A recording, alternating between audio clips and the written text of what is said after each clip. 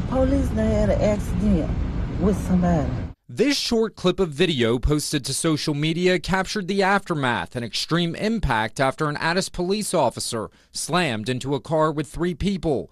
2 teen girls died in the car. Another person in the back seat is in the hospital. So I'm assuming they knew who he was. Scott Kurji has decades of law enforcement experience. He's a lawyer now and helps some agencies write their pursuit policies. Louisiana law allows police officers to speed while they're in pursuit of a suspected violator of the law. It also allows them to run red lights while in pursuit of a violator of the law. But the law also narrows that down and says the police have to slow or stop as necessary for safe operation.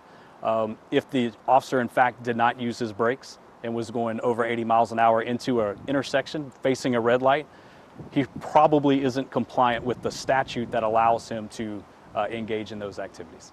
Kurji says what's most concerning in this case is Addis continued the pursuit after the original agency, Baton Rouge Police, pulled off of it. He believes at that point the officer should have evaluated the risk to public safety that the chase might have. It's very concerning. I think we look at any pursuit situation or any law enforcement action, and we weigh the value of the government interest compared to the risk to the public.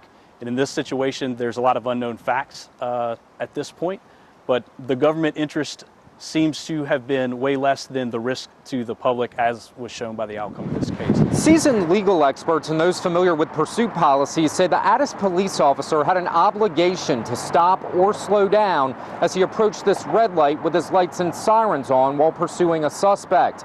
Our sources say that never happened, and prior to the crash, the officer never applied his brakes. The national standard for pursuits and just running code, we'd say, with lights and sirens on in general, requires officers to do a little bit more than our Louisiana law.